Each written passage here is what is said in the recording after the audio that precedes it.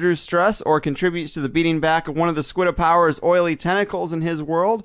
Also to play us in this week, I got a new piece of transition music sent to me by a band called the Plate Scrapers.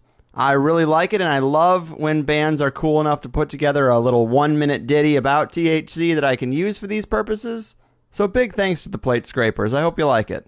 But with that said, I got to get this show on the road, so pack your glass and park your ass, people, because this is deep stuff, and I think you'll all come out on the other side with some aha moments well worth your time. So let's do the damn thing. Interference theory, musical perception, harmonic sciences, sacred geometry, psychonautics, archaeoacoustics, the Venus blueprint, and the kitchen sink with Richard Merrick. Enjoy! Pack it and park it, tune in and spark it, 'cause Greg's about to open up your mind. Armed with information about the secret manipulation and the wisest aficionados he can find. And he's pulling back the curtain on what we thought we knew for certain, so we can see the world with a brand new set of eyes. You're listening to the Higher Side.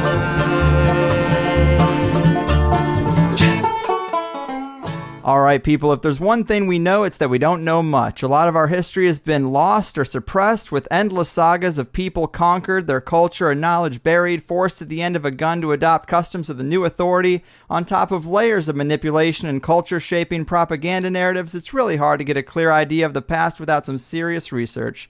Lucky for us, today's guest, Richard Merrick, has done one hell of a job uncovering some major areas of mystery by connecting things like suppressed sciences, sacred geometry, Masonic symbolism, musical perception, psychedelics, and several other major threads to weave together a clearer picture of the past and a better understanding of things they'd rather we didn't know. He's laid out most of his discoveries in his brilliant books, Interference, available for free on his website, and the follow-up, The Venus Blueprint. It's exciting stuff and has definitely affected the way I see the past forever, and I think it might just have the same effect on you guys. So let's do the damn thing. Richard, my man, welcome to THC. Hey, Greg.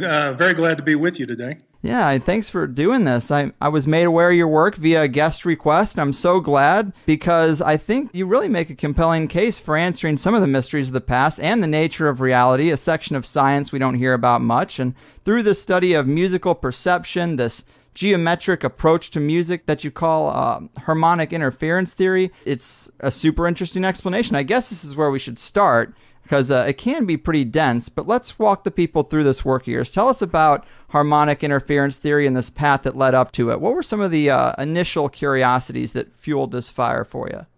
So about 35 years ago or so, I was a young musician and learning music theory and taking classes in university on different approaches to music theory. And in the process, I began to question much of what I was taught. It just didn't hang together well. It was all based on tradition. As I came to find out, it was based on the Roman Catholic Church tradition of sacred music. And there was, a lot of smart people that were hypothesizing different reasons for why music sounded good to us, and why we enjoyed it, and why it triggered emotions and things like that. But none of that really seemed to connect with the historical development of music over thousands of years, and what I was learning in contemporary jazz at the time as well. So I had a professor in university that was giving a course on pre-Baroque counterpoint. It's also called Renaissance counterpoint. So that's the music, or the way music was written in the church for sacred music prior to Johann Sebastian Bach, for instance, before the Baroque period. Mm-hmm. And there were all these rules, and so I asked the professor, why so many rules? How did they come up with these rules? What were the purpose of the rules? Things like that. Why were rules like this required to create sacred music? And he avoided the question, and I asked it again in class, and finally he said, well, if you'll stay after class, I'll be happy to answer your question. And so I stayed behind. There was a couple other people that were curious as well. And I said, so what is it? Why so many rules? And he said, well, it's all based on one idea, and that is what the church called Diabolus in Musica, or the devil in music. And he said, this is the tritone, which is interval that is one half of an octave. And he said that the church fathers felt that this was evil, an evil interval, and it was literally the devil incarnate in music, and that in order to play music in the church, you had to eliminate the tritone, the devil. And so all these rules were about avoiding the devil in music, and that was what we were learning. And he says you can trace them all back to that. So, well, that is really interesting, and I thought it was really fascinating, given that I was being taught the tritone as being a central part of jazz in my jazz music. I thought, well, isn't that interesting that for 1,500 years, certainly at least 1,200 years, the tritone had been the scourge of music. It was the thing to be taken out of the sacred music of the Catholic Church, and here we were in modern times, and we were being taught that it's the central component of music. It's in modern music theory, it's called the tritone function, and it's considered a central functioning element in music, modern music. And so I wondered immediately, started asking questions. Why, what changed? How did it go from being despised to being loved? Where did that occur in history? Mm-hmm. And then the second question was, what does that have to do with our perception of music? Why is it that it sounds good to us now, but to them it didn't? Right. And so those questions led to a series of threads of inquiry that have led to development of harmonic interference theory, which has as a central element the tritone function. And all of that led to deeper and deeper discoveries of how harmonic theory was the center point of the development of religion. Music was always a central element, one of the central elements in religion, and it was really a cornerstone of Catholic ritual and sanctification, and in a sense, through music, trying to expel the devil from people's psyche. And so it's interesting that a musical interval would have such a core role in the Catholic Church. And so anyway, that's where it all began for me. Mm-hmm. Yeah, that's interesting. And then, of course, this led you down a path that's way more into the scientific realm, kind of the science of music and music perception. And it's just something that I guess I always took for granted. But it does come up with a lot of guests that there might have been some old sound technology that the ancients used for, one speculative purpose or another. But it seems like when the Roman Catholic Church comes up and gets involved, they changed a lot of things. And hiding this might have been one of them, I guess, right? It was. It was, if you played or you sang a tritone interval, you could be punished. And, I thought when I wrote the first book, Interference, I thought that maybe when I was starting to write it and going into it, the first thing I wanted to know is, how did the rules get started? How did the anti-tritone rules get started? Mm-hmm. And when were they overthrown, or when did they fall out of favor? And my hunch was that Bach had something to do with it, and indeed he did. The Baroque music corresponds to the Reformation, the Protestant Reformation. Mm-hmm. And so it was in Germany where the Reformation got started with Martin Luther, and that's when they disconnected from the papal rule, or from the Pope, and began to develop their own version of Christianity away from the Roman Church. And it was at that point that Bach and his family really were developing Baroque music, which Baroque actually means broke. It means irregular pearl, or something that is incorrect. Mm-hmm. And so from the church point of view, Baroque music was broken, literally. And the reason it was broken was because Bach started introducing in greater and greater numbers tritones into his music, into his sacred music that was played in the Protestant churches of Germany and spread westward, across Europe. So it's interesting that that's where the tritone was sort of set free and became created the foundation for Western music after that. But it also pushed me back further to say, well, did the Roman Church invent this idea that the tritone was evil, or did it precede the church in some way?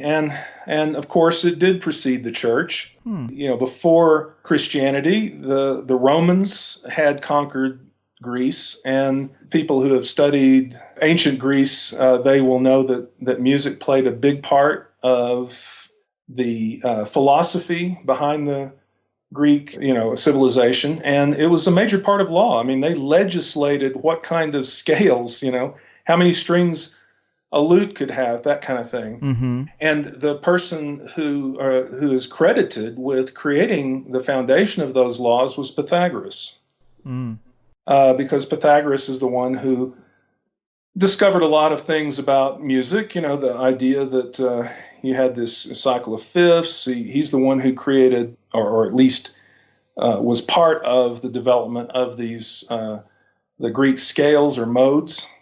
Mm-hmm. And the development of those from something called tetrachords, either conjunctive or disjunctive tetrachords. And anyway, there's a whole story there that I'll talk about towards the beginning of Interference as to how our scales that we have today began. And at the center of that development between what was called conjunctive tetrachords and disjunctive was the tritone. And he is credited with discovering that the tritone is incommensurable, or they could not create a tritone or a middle. They couldn't split the octave in the middle where the tritone is using simple harmonic proportions like other intervals in scales. Mm-hmm. And so the Pythagoreans and the Greeks in general, Plato later, they all felt that there was an error in the universe as a result, that this error was located at the tritone. There was like a crack in, the cosmic void, and that it was evil. And to the Pythagoreans, you couldn't even mention this, they called it the schisma, or, the split. Wow. And they couldn't reconcile it with their philosophy, and so it was against the rules to mention it. It was heresy to mention it. And so, to me, that's kind of, okay, maybe that's where it started. It turns out that there's probably, that he probably learned about that from much older sources. I mean, there's some evidence going back even 1,400 years before Pythagoras, to where they were beginning to recognize this or discover it in the tracing planets and their rhythms and so forth. It's not just a Catholic Church issue. It goes back into ancient history and ancient philosophy, and is in many ways the foundation of the idea that there is evil. That there's a dualism in the universe between good and evil. Right. And this sort of broke the harmony of the world. Now, all that started raising questions for me that said, okay, if this is true, how does that play into human perception? Mm-hmm. Because the Catholic Church would say, oh, that interval is inside your head. It's inside everything. Mm-hmm. And so it's inside your mind, your psyche, and your body. And the same kind of questions, come up in various scientific disciplines as well, where there's, something called free space or various kinds of, I don't know. There's a whole subject there to go down. I don't want to get bogged down in it, but sure. But there is this idea that not everything is harmonic. Not everything can be described by simple harmonic proportions, and that's where things like the golden ratio and Fibonacci series spirals come into play. Mm-hmm. Because when you think about harmonics, you're really thinking about resonant points where simple ratios interfere to create, a resonant pattern. Mm-hmm. And the opposite of that is where there's what's called damping, where resonance is minimized or it's killed. Right. And so you can find hints of this idea of harmonic resonance and damping as being opposites in mythology, especially Greek mythology. They were aware that, there was silence in between the sound. Interesting. And so there's a lot of philosophical things like that. But that really is the foundation of harmonic interference theory, because what I ended up, I had to deprogram myself along the way, honestly. That was a big part of trying to break through some of these hard problems, is to not assume anything. Any place where you might have an assumption, you need to step back and ask, why do you assume that? Right. And I had this sort of breakthrough that Western science seems to, and this includes the study of music, perception, that Western science is all focused on the foreground energy patterns. They don't pay any attention to the silent gaps in between the sound. They don't realize that there's a field of silence that all of this patterning is playing out on, and that there's a foreground and background to be considered, not just a foreground. Right. Which was kind of stunning. And I found that wave theory, as it's taught in the universities, which would use Fourier analysis and all the methods associated with that, as being nothing but a way to look at the foreground energy patterns. And there was no interest in the patterns, the gaps, and the patterns behind that were also perfectly recognizable if you just think about your eardrum or the inside of your, the basilar membrane inside your ear that recognizes things. There's no reason why the gaps between the energy wouldn't be just as recognizable as the energy itself. Yeah, yeah. And that's what kind of opened up a view for me of how to explain the entire history of music, harmony and melody and perception, with the way the ear is organized and the brain is organized. And I came up with an equation that I call the interference function, that is a simplified way of expressing what science calls the Gaussian derivative distribution. And hardly anybody pays any attention to that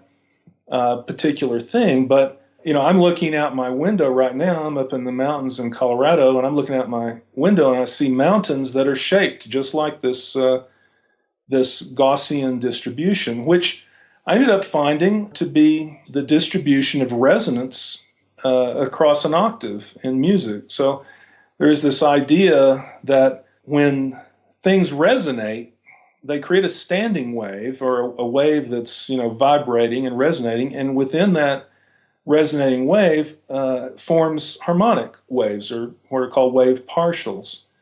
And those partials are whole numbers. They're twice the frequency of the primary wave, or they're 3 times or 4 times or 5 times. And the big question to ask is, how does it know to do that?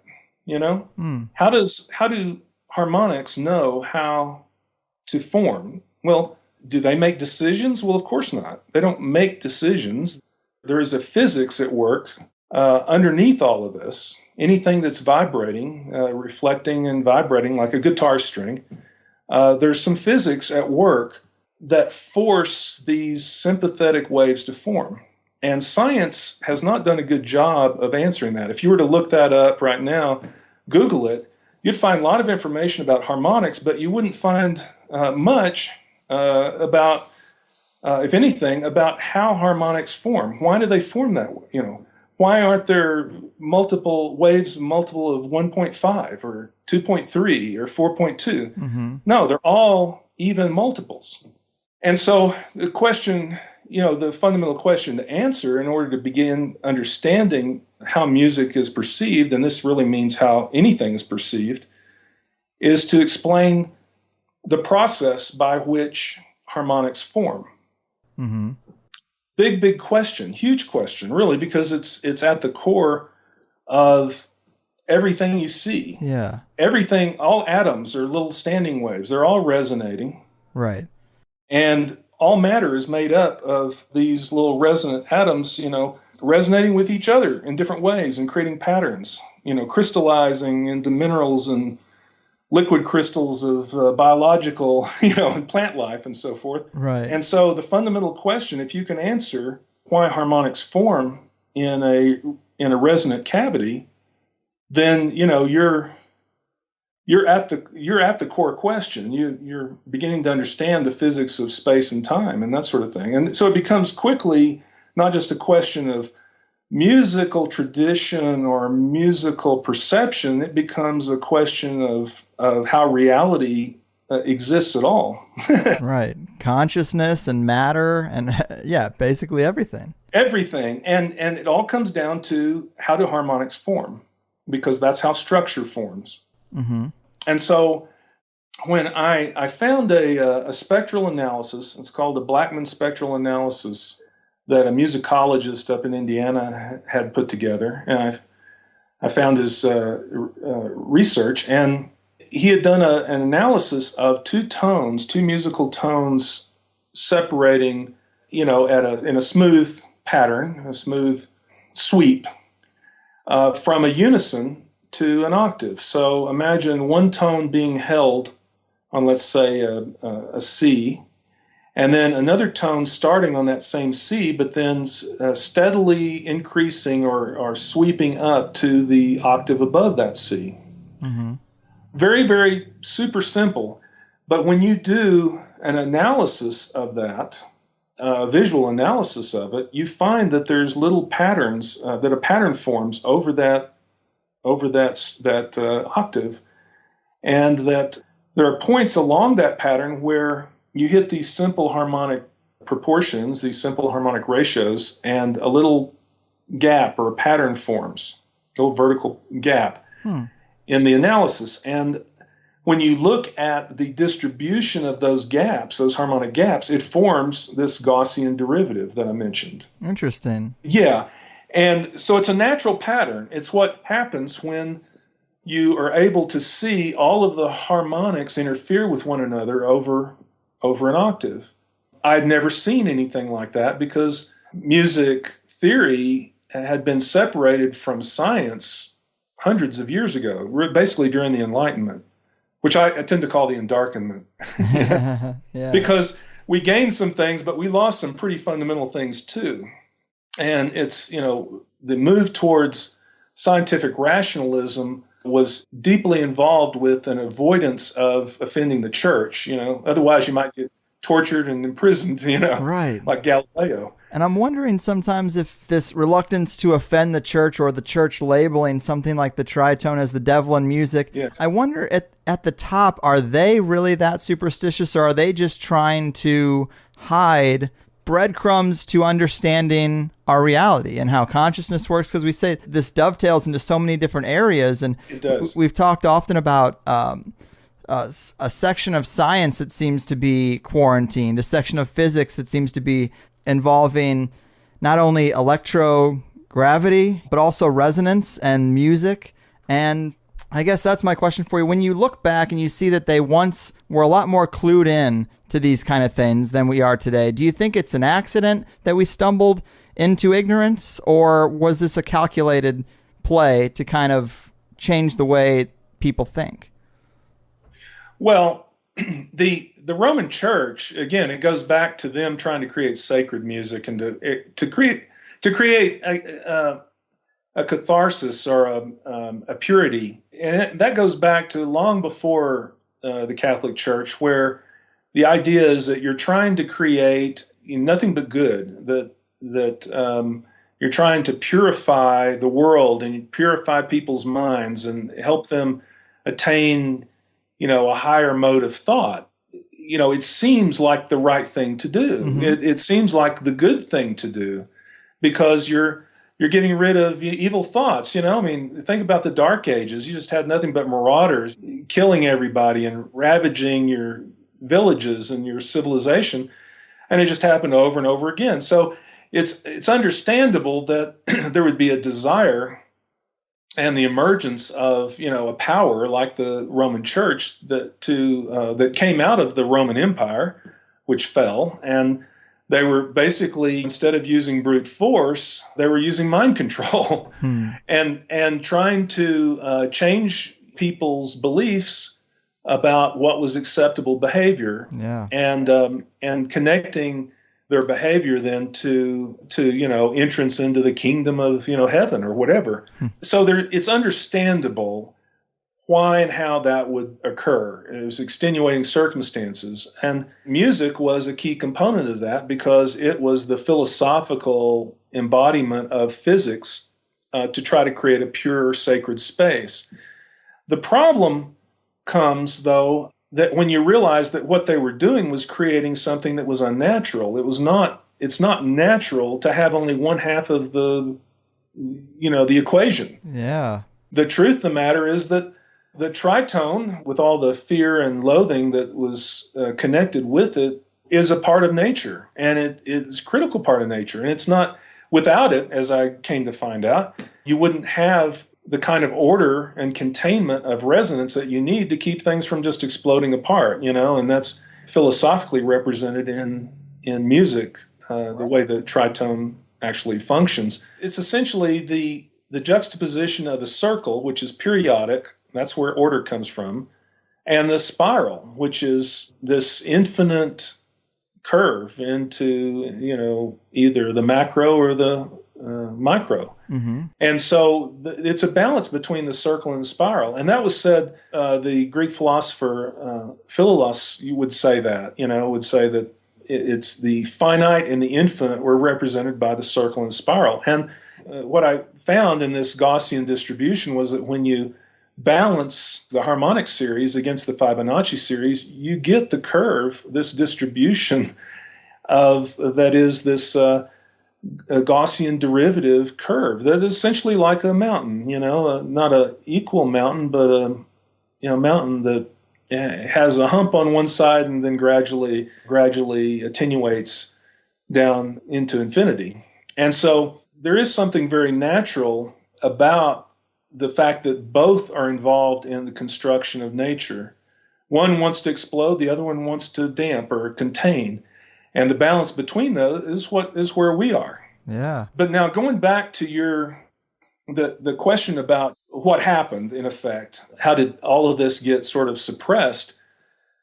It wasn't just the church that suppressed it, at least relative to our current modern day. It was what I call a complicity of convenience between the early scientists mm-hmm. and the church. Because, as everybody knows, Galileo was denounced and imprisoned and basically cast out and diminished by the church for his belief that the sun, the heliocentric theory, that the sun was at the center of our solar system, right, rather than the Earth. And there was a bunch of other things. All of that was viewed by the Roman Church as heresy, but very specific, more like pagan religion, mm-hmm. because paganism, which would be anything other than Christianity in the church's view, was largely founded on natural observation of nature. It was based on musical concepts. It was based upon astrological concepts. And the Roman Church was trying to separate itself from the astrotheologies that had preceded it. Mm-hmm. And central to that, from a scientific point of view, was harmonic theory, which science was primarily focused on. I mean, if you think about it, music and musical vibration, as well as planetary patterns, are the most accessible aspects of physics. I mean, you can observe those. And so those were things that the church was suppressing. And yet the scientists, Kepler and Galileo and even Carl Gauss, where the Gaussian distribution is named after, all of these guys were trying to avoid, well, they were Christians to begin with, because everybody, around it was required. Yeah. So they were trying to maintain their own personal lives and their own personal reputation and make a living and so forth, like any scientist today is. And at the same time, they're trying to answer these burning questions that they had about reality, about the world around them, and harmonic concepts were a big part of that. And so there was this complicity between those early natural philosophers, alchemists, scientists, whatever you want to call them, and the Roman Church. They believed in God. They believed in Jesus as the personal Savior. At least they would say that in public. But at the same time, they were trying to be truthful to themselves. And so there were certain things they wouldn't talk about. And what they learned to avoid were things that were explicitly related to harmonic theory, because again, the Roman Church built their whole idea of sacred space and Catholic purity around this idea that they're not going to reveal what the tritone is, or how it plays in music theory, perception, right, structure of life, and things like that. So that's why science has avoided it, and the way it avoided it was very pragmatic. It was, let's just divide up areas of study so that people can specialize in these different areas, and we won't integrate it into a big picture, which is what harmonic theory does. Right. It integrates, whereas science, based on the root sciene, or like a scythe, it cuts, it divides. Damn. And that's what science is it's an avoidance strategy to avoid offending the church. Damn. I love that. So I do want to fast forward a little bit to the Venus blueprint section, because that's amazing stuff. But first, let me ask you how this kind of jives with string theory or the holographic universe theory, because that seems to be an idea, that vibration brings matter into existence. It seems to be kind of on the forefront of fringe scientific understanding, or at the very least, it seems pretty related. Yes, it is completely related. It's all the same thing. I mean, this last point I just made, quantum mechanics, which really emerged, in the 1920s and 30s, in terms of its, developing many of the core principles, it's all based upon this idea of standing waves and, they have this resonator model of reflected waves within a box, and that everything really in harmonic or in quantum theory is based on this resonance model. So all that is a encodification and a rather obtuse set of equations and approaches that are all really this ancient harmonic theory, just sort of couched in a new language that, again, religious people, the church, wouldn't really understand. And I would say that from the alchemists, through the development of science, that these languages, these formal languages that became very popular and now is, standard in every field of science, came out of this avoidance strategy. Yeah. That if you could come up with your own language and speak it, then if somebody in the church happened to get their hands on your paper, they would look at that and wouldn't have a clue what you're saying. Right. And of course, you could befuddle them, if they ever really got you in a corner and say, oh, no, it's saying this or that. You could completely defend yourself. And so that's really where a lot of this came from. I mean, the early scientific papers that were being distributed through Europe were being distributed through the Masonic Brotherhood.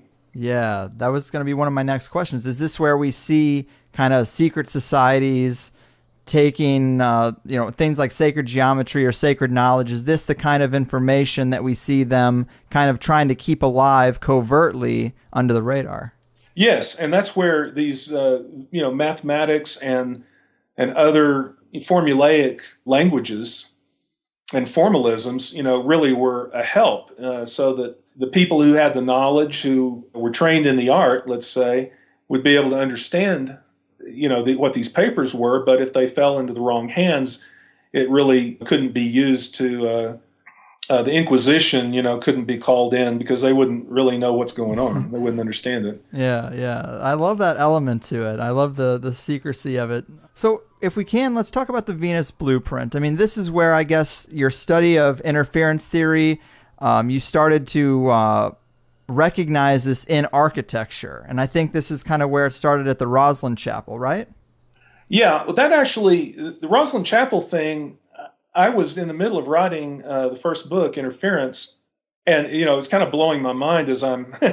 You can imagine I'm hitting these little walls of what's going on here, and then breaking through them and realizing that there was information that was definitely had been suppressed. Mm-hmm. Again, through this either complicity or explicit. And so then suddenly I see this press release that came out of Scotland, out of Edinburgh, Scotland, about this father-son team, Thomas and Stuart Mitchell, who had decoded these patterns that were carved into the arches of Rosalind Chapel. Nobody had any idea of what those little patterns were or what they meant, but they were little cubes, literally cubic stone things that had pattern on them that were like little arms that were holding them out from the arches. It's just go online and Google Rosalind Chapel cubes, and you'll see what I mean. And sorry, when was the Rosalind Chapel built? So we have understanding. Yes, it was built in the 15th century. It started around the middle, I believe it was 1446 or 1450 when it was started, and it was completed a couple of decades later. Okay. And it was built by it was built on the land that was owned by the Sinclair family, or St. Clair, but they're what we would call Sinclair. And if you're familiar with the Sinclair oil, the old Sinclair gas stations, right, that was related to that family up there. And the chapel itself was designed, however, by a man by the name of Sir Gilbert Hay, and his last name is interesting in that you find out that it's an Armenian name. It's Haik was an Armenian king, and so there's this noble bloodline thing that you start getting into, and you find that the Sinclairs and the Hays were related if you go far enough back, and that they're related to the royal families in Europe, and that Sir Gilbert Hay was he had been the Chamberlain, which is kind of like a secretary to this man by the name of Rene d'Anjou, who was the titular king of Jerusalem. he was in title, he was the king of Jerusalem, but he was, like I forget all of his titles, but like the king of Aragon. I mean, it reads like some kind of a mythical medieval story, but he really was tied to all these different bloodlines and had all these noble things. The problem is he didn't have any real power. He did have money, and so Gilbert Hay, who actually fought alongside Joan of Arc, by the way, wow, was actually a poet. And that was his big thing. But back then, poets were a lot more than poets are today. Poets were sort of the keeper of. I mean, they were writers, but they were considered sort of the ultimate artists, and philosophers. And so Gilbert Hay went to be a tutor to the Sinclair children in Edinburgh, or outside of Edinburgh, where Rosalind is, and the Rosalind Castle was, and so forth at the time. And between the two of them, Sinclair and Hay, they decided to build this Rosalind Chapel as a collegiate chapel to St. Matthew. However, all of that is very, basically just to avoid the ire of the church, because when you look at the actual symbolisms and what are built into the chapel, you realize that it's teaching you more than just about Christianity. It's really teaching you the entire history and origin of religion in general. Yeah, man, I think this is just so fascinating. I did kind of get you off track, but we were talking about I guess the thing that unlocked it for you was looking at these inscriptions on the archways. Yes, those patterns. So the Mitchells had decoded those as cymatic patterns, what's called cymatics. They're also called Chladni patterns, and these are patterns that form when you have a plate or a container of liquid, either one, and actually it works with gas and plasma and other things. It doesn't matter the medium as much as it matters that there's a container of some sort, and within it is a medium that when it's vibrated, it will create certain patterns at different frequencies. So if you're dealing with square patterns, which is what the cubes in Rosslyn Chapel exhibit, you would create, for instance, get a square piece of metal, balance it in the center of that on a little thin pole or something, and then sprinkle dust or powder or sand onto the plate, and then vibrate the edge of the plate with, let's say, a bow, a violin bow. Gotcha. And that, when you do that, and depending on the frequencies that you get, it will create different patterns. That's because different harmonic combinations in a vibrating medium like that will create different geometries. This is where sacred geometry originated, is from sound patterns. Okay, and from just explorations of circles and squares and triangles and things like that, which again can be produced by sonic patterns. So this is clearly how you could encode music in a geometric form, because it always, whatever tone you play, always makes the same pattern, right? Well, it does, as long as you're in the same container. Okay. Okay. Same environment. Yes, exactly. Because this is the thing a lot of people don't really realize or even admit when they're talking about it, and that is that if you had larger, smaller containers that had deeper or more shallow water in it, or had a different, like glycerin or mercury, different viscosities of liquid.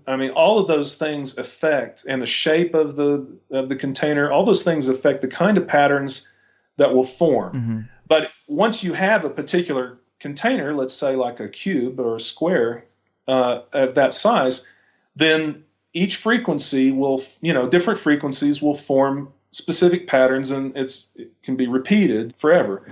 Well, these cubes each had a different pattern, and as they played out through the arches, there was a melody that the Mitchells found by comparing them to these cymatic, patterns. Mm-hmm. And then they got the melody, and they wrote a piece of music that they called the Rosslyn Motet that had that pattern. And they would perform it in Rosslyn Chapel, and still do occasionally. I was there during one performance, and it was pretty amazing. But at any rate, when I saw that press release, I immediately realized that, okay, there's something going on here, a connection between the physics of sound and the history of religion, Yeah. And, right. Is it like, oh, wow, this is great. So I got in contact with Stuart, and we began to correspond. And he would share things that he had found, and I would share things that I'd found. And so we kind of collaborated that way. And it was through that collaboration that I began to write the Venus Blueprint. And part of that was going and visiting him and some other people in Edinburgh, and made a pilgrimage to Rosslyn to see all this for myself. And I write about all that in the Venus Blueprint. And so that's kind of the difference between that book and probably other books on ancient civilizations or even medieval, is that it's not just a book about, this, I'm teaching you this, I'm telling you this. It was more of my, a real-time writing of my discoveries as I went, and my reasoning and my logic. And so people who read that can participate in the discovery that I was at the time. Mm-hmm. And I think it's a much more fun approach, to do that. But it's also, for me, writing my thoughts down, much like a diary, as we went, it's easier to trace and bring myself along, even when I read it again, or somebody else, to bring myself along through this discovery process that ultimately led to some things that I had no particular interest in studying or had no clue were connected. And one of them is the relationship between the acoustics of Rosslyn Chapel or any cathedral or ancient temple or things like that. And there's a whole field called psychoacoustics or archaeoacoustics that is developing right now in various universities. A lot of studies that have been done through the 90s in particular in studying the acoustics of different temples. And then connecting that, as I came to find out, with the architectural design of the space. Why are these different temples and cathedrals and so forth developed according to certain architectures? Well, that's where the acoustics come in. But then there's sacred geometries involved. Well, there's a connection between these geometrical, these harmonic geometries, as I call them, and the harmonic acoustics that are contained within them. So they're not separate disciplines, they're really one. I just love this study. And I guess give the listeners an example of how does this play out in Rosslyn Chapel with, I guess, something called the double square geometry.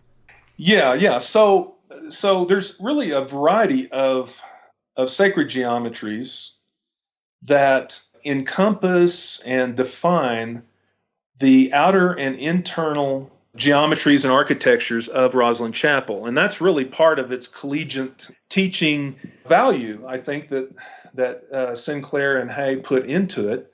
You can, for instance, overlay the Vitruvian Man, the circle and square, the squaring of the circle, as they call it, and the human body proportions that Da Vinci, made very popular, but that was actually originally developed by a Roman architect named Vitruvius in 100 AD. And he, that geometry overlays with other types of sacred geometry. There's just a whole layer after layer of different harmonic geometries that can be found in Rosslyn Chapel. And at the center of all of those geometries is this, as you mentioned, the double square.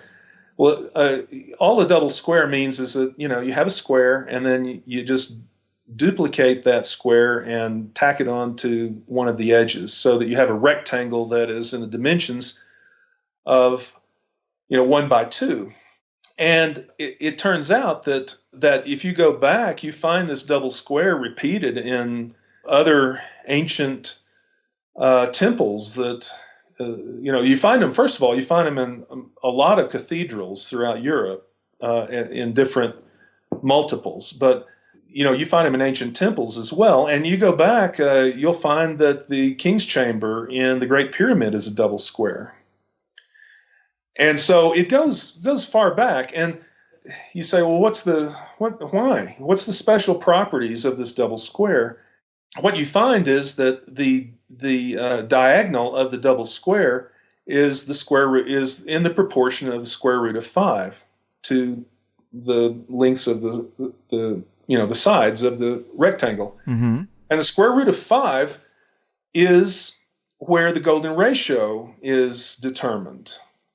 1 plus square root of 5 divided by 2 is this golden ratio, which is a constant of nature. Mm-hmm. It's found everywhere through nature. And by the way, as an aside, it's often avoided as much as possible by science. I mean, it still emerges and it's admitted to be, a major constant, but, science has not done a good job of integrating that into their curriculum or the worldview, because it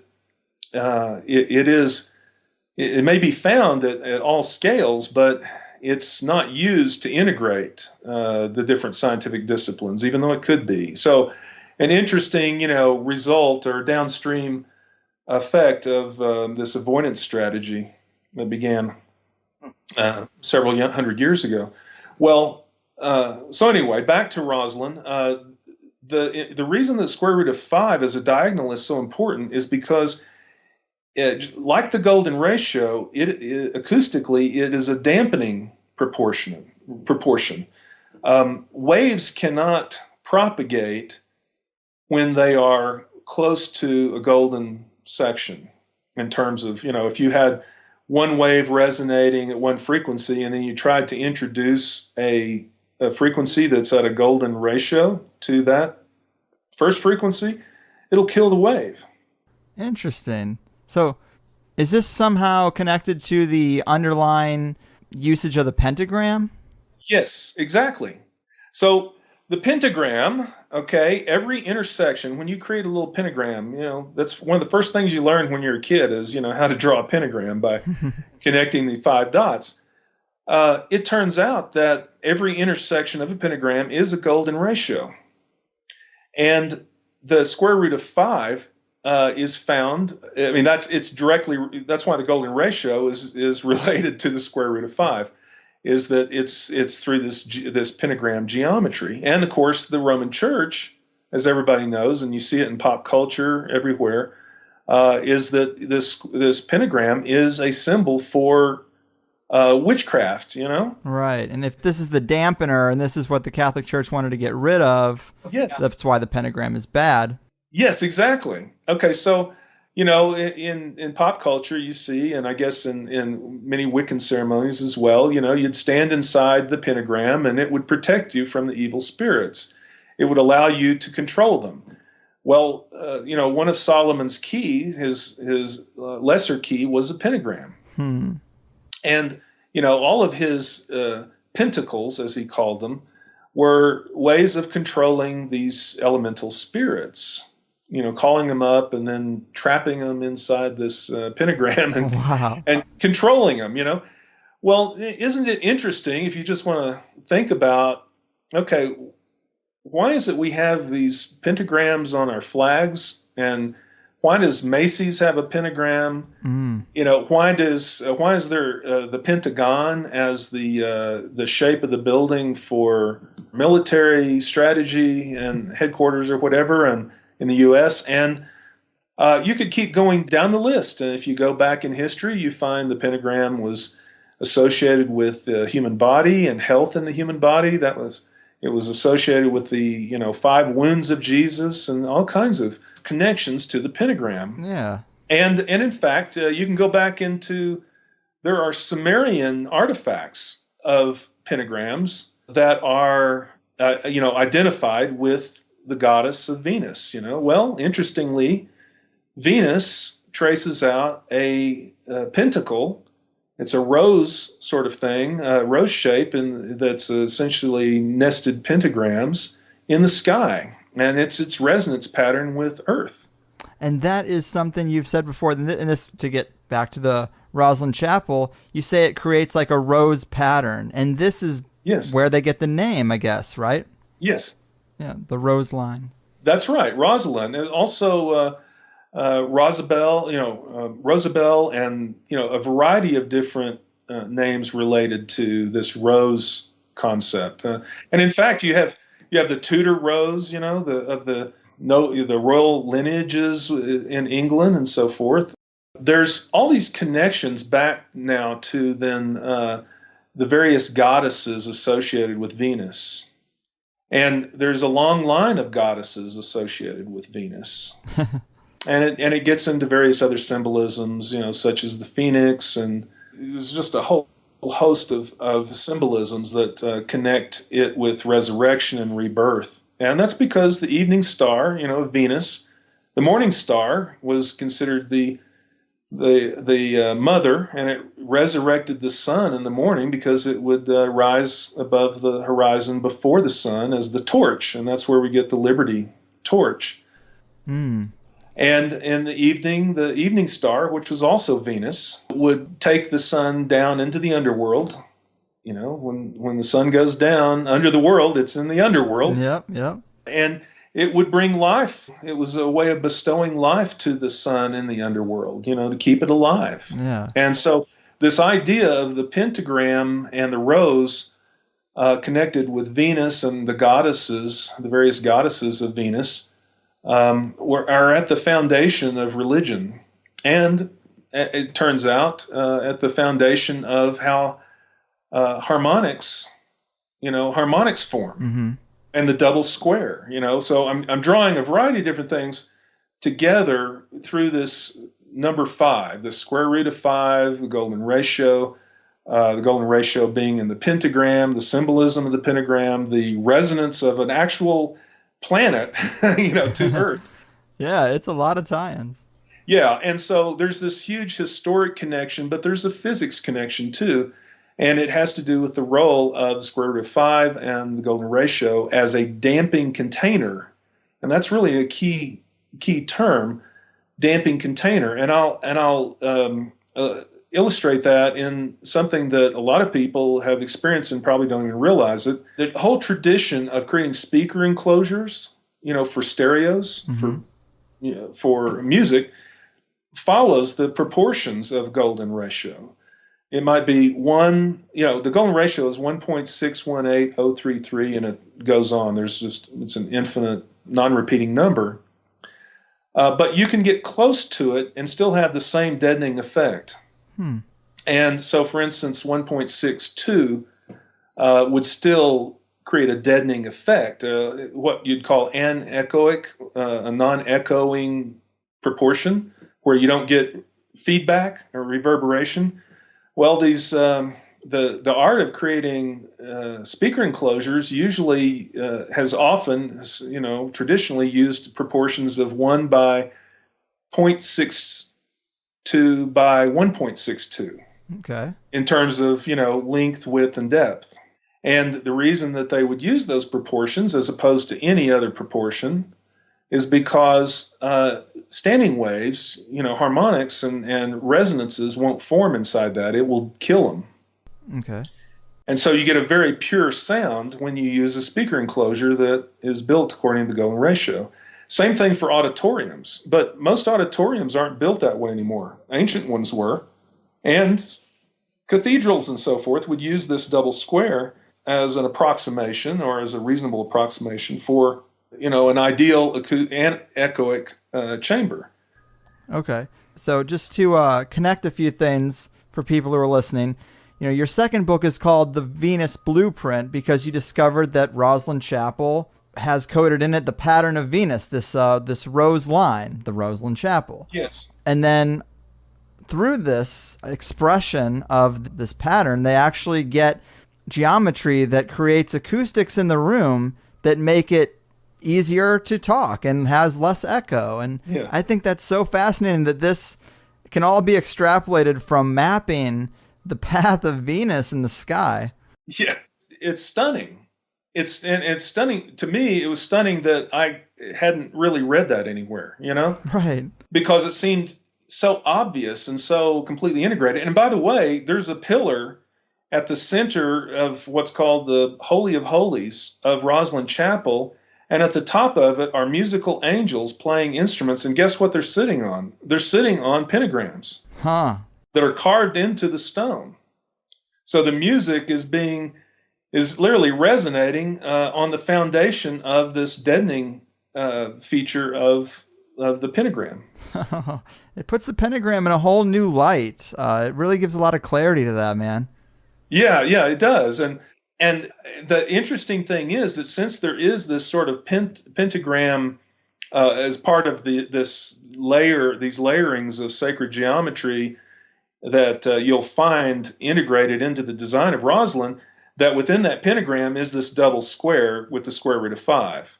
And that is the dimensions of the interior of the chapel, and it creates a wonderful... The other thing that's interesting is that they explicitly then create what's called the choir area of the chapel, which is like a higher, or has a higher ceiling,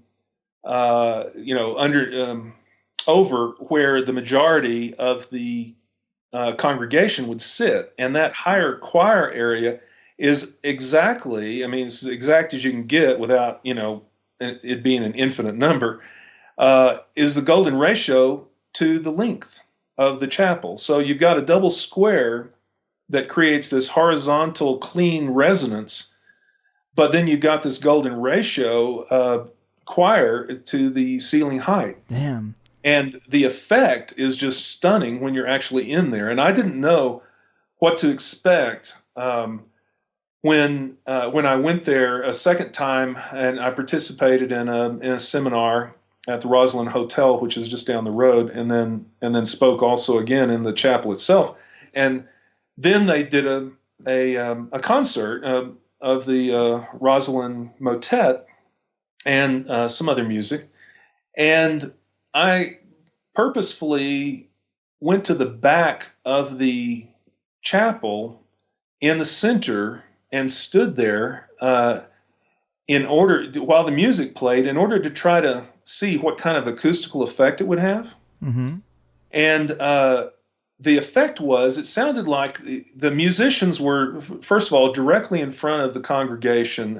It's kind of not the Holy of Holies area, but the area that is at the end of the far end of the choir. It's sort of a secondary altar where they do most of the, if not all of the actual services that they still hold there. And that's where the musicians were set up. And I'm standing there facing them. And when they're playing, their music doesn't sound like it's coming from them at all. In fact, it's as if they're motioning, and the music is coming from above. It's resonating up inside this choir area that's at a golden ratio, to the double square, Mm-hmm. and it's raining down on you. So it sounds like the music is coming down from heaven. That's the effect that this thing was designed to create. And the way it does it is that the music disperses and is deadened down in this double square area, but it resonates up inside the choir area, which has a different dimension that actually resonates more than the lower part. And so since it's resonating so much up there, it still disperses downward, and it overwhelms the deader area down below. And so it sounds like the music is being sucked up into this choir area and then pushed back down as if it were coming from the sky. Man, that is a bit trippy. And this is super fascinating, speaking of trippy, because this is where it gets into, because this is really just the tip of the iceberg in terms of the study of, using resonance and vibration to alter consciousness. We're talking about a chapel that has an area called the altar, and you've actually you've uncovered a whole lot of stuff. I bet you didn't expect this to dovetail into psychedelics, but it seems like that's an integral part of this stuff as well in the past, right? It is, because here's what happened. I got to this point that I've described of, understanding the geometry and the acoustics and the symbolisms of the chapel. And then just as I had done up to that point, I asked the next question, which was, why are they doing this? Yeah. Okay. It's like, most people would probably stop and say, well, they like the acoustical symbolism of music coming down from heaven.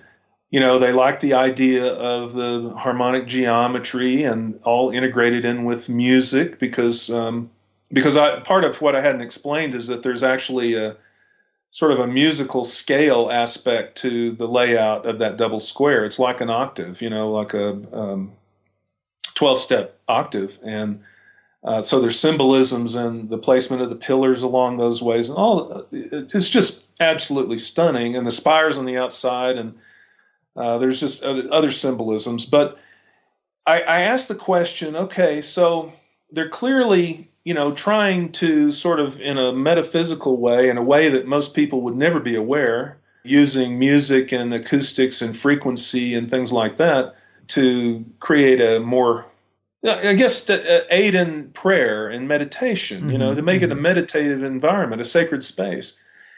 And I just asked, why are they doing that? And so by asking that question and integrating that with some other sort of key terms, that I began to pull up some scientific papers, through Google, that had discovered that there were certain frequencies that would be used in ancient incubation chambers, which would be underground facilities, that are thousands of years old. And the ancient practice of philosophers and even churches. Roman churches, they would try to simulate these caves and underground chambers where things would resonate well. So somebody could chant, it would resonate throughout the structure, and they would use entheogens. They would use some sort of teacher plants or fungus, mushrooms and things like that to aid in, the meditation. Right. Or to open up the heavens or whatever, to alter state of reality. Mm-hmm. And so I began to realize, well, my God, then there's a connection between, the core ritual of communion taking and all of these other mind-altering devices, of acoustics and symbolisms and geometries and so forth, that they're all part of what I would think of as ancient scientific technology for the exploration of non-physical realms. Yes, man. This is the biggest thing that I've gotten out of your work. And of course, we hear these whispers and rumors that the psychedelics used to be a part of this, but I feel like there's a clarity that comes out of the narrative you've just weaved that I didn't have before. And if you look at, it's obviously popular now, these excursions to Peru, to the Amazon to take ayahuasca with the shamans. If you look at what they're doing, I mean, they involve chanting, rhythmic drumming, taking a liquid psychedelic substance, an entheogen, from a cup. Yes. If you look at the remnants of a mass, I mean, go back in time, and what that originally was, it's a lot closer to the shamanic journey in Peru than it is the manifestation we have today. Yes. Oh, absolutely. And, the only reason that those kind of practices still exist is because they were the most isolated. Yes. From, being interrupted. Whereas over in the Middle East and Europe and so forth, they were suppressed and, outlawed. I mean, entheogenic communion was outlawed by the Roman Church it's either the 5th or 6th century. It's soon after the rise of the sort of Holy Roman Empire, the beginnings of it, and for good reason, because in Rome at the time there were Mithraians all over Rome, and there was still Sibyl worship up on one of the 7 hills, and the Vatican itself was a place where Etruscan oracles, which were probably, which by the way, were worshipers of Shiva, okay, on Vatican Hill, and they grew on Vatican Hill they grew they made a bitter wine which they called Vitica to their god, which was named Vitica also, and they would drink that, and people would come to them to ask questions, to see the future and so forth. That's the true origin of the Vatican. That's why it's called the Holy See, Yeah. I love how this dovetails in with magic also. The idea of entity communication, of exploring the spirit realms. I mean, if we go back to Egypt, a lot of the kind of vague idea we have of what Egypt was about at the time seems to be about exploring consciousness, preparing for death, which is, getting familiar with the non-physical realms and communicating with something non-human. And you bring it right up through modern times. I mean, I feel like it's never been clearer what the origin was, how it was lost, and the underlying value of this kind of stuff. Yeah, I mean, the Greeks too, they learned from the Egyptians. The Eleusinian mysteries were all about taking the kykeon, Holy Communion, and during initiation, and certain, the lesser mysteries, the greater mysteries, it was all part of, all integrated in with the communion ceremony. And so part of the Venus Blueprint was also trying to go back and figure out, well, now where did the communion ritual begin? Mm-hmm. And when you go back, you realize that, well, the Zoroastrians were doing it, before the Greeks, and before all of that, if you trace it back far enough, you get into the Rig Veda, and you find that the core and the central premise of the Rig Veda is this elixir of immortality called Soma, that was the drink of the gods, and And then you study that further and you find out that, well, there's at the center, or the highest ceremony of the Vedics is this Vayapaya ceremony that involves winning the Soma. and you know what they would do? They created this thing called a Yupa pole. It was a pole that would be stuck in the ground. And at the top was sort of a cross, and a circle. It was called the sun door. And they would, in this Vayapaya ceremony, they would take a ladder and they'd lean it against the Yupa pole, and they would, the man and wife usually, the man would start to walk up the pole after doing a whole bunch of other things, including, sacrificing the soma ingredients, which is a combination of things, that one of the things being most likely, at least originally, according to a number of botanists, people like Gordon Wasson and Rucker and some others, that soma had as one of its ingredients had amanita mushrooms. Boom. Which are psychoactive. Yeah. And yet in other communions in different places, you find with the Zoroastrian tradition that it likely had basically an amphetamine, ephedra kind of ingredient that would add more of a speed element to it.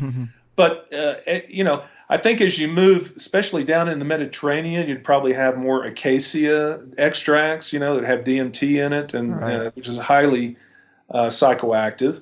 And so I think as it migrates in different places, it would have it might have other ingredients or a blend of ingredients, and then eventually those get lost and it just becomes sort of empty ritual type drinks. But when you go back to that original Vayapaya ceremony, this guy would say, ascend we to heaven, and the wife, holding hands, would say, ascend we, and he would go up, he would say certain words and things and climb up the ladder, and at the top of the Yupa pole, where the sun door, the little circular, what was called a wheaten wheel, and across, literally an X across holding this wheel at the top of the Yupa pole would be the soma, and it'd be in a form of like a dough or something. Mm-hmm.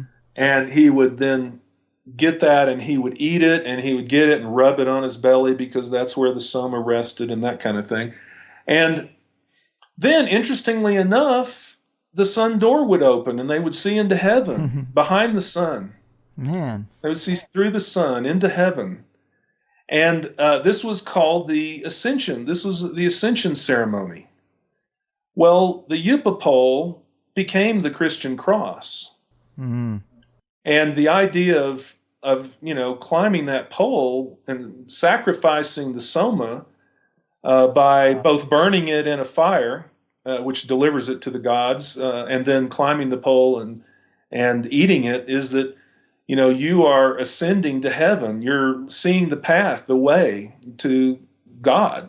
Right. And so this was what the symbolism of the cross is. I mean, they crucified the Christians, the Romans crucified them on their cross because the cross meant something. It wasn't just a place to nail people or hang them, Mm-hmm. It was a symbol of ascending to heaven. Yeah, man. That had descended into Judaism and early Christianity from much older Vedic origins. There are so many little threads and sagas here that kind of put a new twist on a symbol that we've taken for granted, and we kind of learn where it came from in this context. And the psychedelic thing is just really amazing to me, because I've had a couple psychedelic experiences, DMT experiences, and the two things that I experience that I hear from most people are geometric shapes and entities. So we're talking about how the geometry ties in here, yes. And we're talking about how religion can be based off of this communion with spirits. Yes, exactly. Boom. Exactly. It's a wild time to be alive. Really fascinating stuff. But man, I guess that brings us to the end of the line. Amazing work. I've really, really enjoyed this. I mean, details so much of so many interesting subjects. It's just great. I'm so happy that we've been able to make this happen. Thanks to Gene, who got us connected. Yeah. This is one of my favorites in a while, man. Nothing has really challenged me the way this has. It's very dense, but I feel like I'm catching on to some of it. But I guess before we really go, could you remind the people about your books and website and where they can dig deeper into this stuff? Sure. My website is interferencetheory.com, and through that you can pretty much, you can certainly get to a lot of material that's not just about the books, but that is background material. There's some interactive flash simulations there related to it. There's other things, and also on Facebook you can just look up the Venus Blueprint as a page, or also interferencetheory.com page. And if you like those, then I do post new things that I come across there, and there's a huge archive you can explore through the photo albums. But you can pick up, there is an electronic book version, a PDF, so you can read it on anything, that's downloadable from the website for Interference. And I did sell, I was self-publishing the paper book at one time, but it's currently out of print. I keep getting requests. I just need to decide whether I want to take that on again or not. Mm-hmm. But anyway, you can get the electronic book there, and then you can for free, right? Yeah, for free. And then you can buy the Venus Blueprint through Amazon or Barnes and Noble or any number of websites. It's distributed by Random House, so it's pretty much available everywhere. And the new book hopefully will be coming out sometime next year. It's called the Vajra Sequence. At least that's the current name. You never know what the publisher might do with that. Right. But it takes all of these ideas that we've been talking about and paints them into a slightly future, not too far in the future, but slightly futuristic scenario where there's just this sudden sort of paradigm shift, sort of like when the internet hit, or when mobile communications hit. Some sort of a sudden jolt that a set of discoveries that occurs, and how it interfaces with the financial systems and the political systems and the wars. So it's very integrated with current events. So it'll be fun when it's out. Yeah, as a conspiracy guy, the situation with the history of finance and banking is of huge interest to me, and that's one area that I didn't ask you about. But of course, it seems like fractional reserve banking and the idea of turning current debt into currency comes from ancient priesthoods that were very involved in banking. And who knows? That's another component. Well, money is a form of stored energy, Yeah, boom.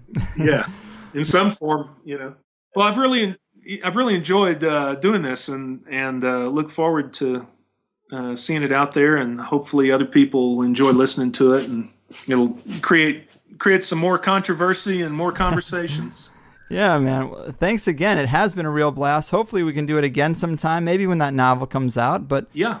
Until then, just keep at it, man. Take care. Okay. Thanks a lot, Greg. Whoop, there it is, people. What a great show that was, at least to me. I mean, the connections between Venus and the pentagram, entheogens, and ancient religion, the idea that there was once a global culture participating in deep psychedelic rituals that was stomped out as far as it could be, but these pockets in the Amazon, these shamanic traditions, the ayahuasca pilgrimages that are such a fad right now, they might be what's left of what was once a widespread culture of consciousness expansion. I do think it's having those regular experiences with entheogens that reminds us that we are more than our bodies, that there is more to life than 3D reality, that there are actually other beings you can commune with when you turn your dial beyond the morning commute in the soul-crushing cubicle. And when astral travel and psychedelics are such a big part of everyday life, nobody's going to care what the Catholic Church says you need to do. Nobody's going to spend 4 decades answering phones for customer service when they realize that life's just a game. So a fundamental aspect of total control, of elbowing your way to a place of authority, of ensuring humanity never awakens from their amnesia, is removing those traditions entirely from the culture. I just told a story a few weeks back in the wrap-up about my Don Peyote acid trip and my lengthy stream of telepathic back and forth with a nearby star. Imagine a society that takes these substances every night, stacks them with ritual drumming and chanting and perfectly tuned architecture that takes you much, much deeper. Then you go out into the night sky with no light pollution and you look up. It's not hard for me to believe that the path of every illuminated dot could tell a story, and that one can reflect long and deep enough in the right state of mind and find well-defined personality traits in the stars. With all the distractions and happenings of modern day life, I pretty much did it myself, so this all really makes sense to me and works to explain a lot of the confusion in my mind about what the past might have been like. Another big takeaway for me, well, of course, things are layered and manipulated, and it's hard to get a handle on a symbol's original meaning. But I think when you can find something like this, a pentagram in the sky, the path of Venus specifically, that seems to be a safe bet on where it originally came from. And to hear that this symbol has a natural damping effect vibrationally, energetically, acoustically, well, I think this is the science of why it's used in magic rituals to control spirits, and why it's used in government buildings like the Pentagon and government symbols like the flag and the dollar bill and all these things. I mean, we have 50 pentagrams on the U.S. flag. One for each good little state that obeys the federal overlords, and by extension, probably the British Crown, but it's a symbol of control, not freedom. But in the second half of the show, the plus show, the space we laid in the areas of entheogenics and magic, we fleshed that out a little bit. We also talk about how mythology formed in this new entheogenic context of ancient ritual, how some of the great mathematicians and developers of geometric principles were probably trying to express the visuals from their trips, like Francis Crick and the DNA strand. Those geometric patterns, the reality code, and the insight into these building blocks of the universe, clearly that information was valuable and was thought about differently at a time in the past. Richard also talks about how the Hebrews reserved entheogenics for the priest class even before Christianity, and how this connects to the removal of the sacred feminine and its tie-ins to Yom Kippur. I also asked Richard if all this can be extrapolated from the orbital pattern of Venus, what can be extracted from the orbital patterns of other celestial bodies. We talked the possibilities of hollow planets and Richard's research that shows space is not just an empty void like we've been told. And of course, how everything is backwards, and science's sole focus on the external, and by extension perhaps NASA's role in fueling outward exploration and completely overshadowing inward exploration, well, those could be modern extensions of this same manipulation. It's a great show, both hours 1 and 2. I would greatly appreciate if you enjoy the first hour of this and all the THC shows we do here, that you'd hop over to the HighersideChatsPlus.com and sign up for the $5 a month to support the show and keep me doing it full time. That is only if you find it different and unique enough in the vast electronic sea of limitless options to contribute to it and to hear twice as much in return.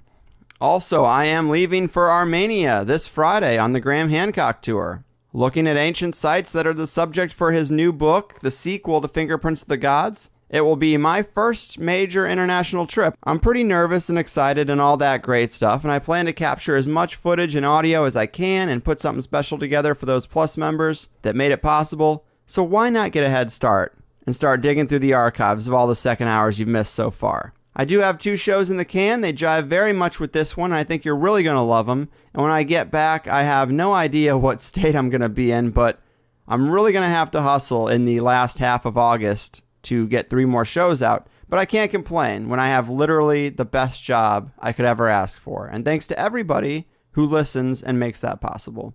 But that said, I'm getting out of here. I hope you're living all your dreams. Keep your head up, your pimp hand strong, your tail feathers shaking, and your mind expanding. I'm Greg Carlwood, and I've done my part. Your move, whitewashers of the higher history and consciousness controllers of modern man. Your frickin' move. No one knows.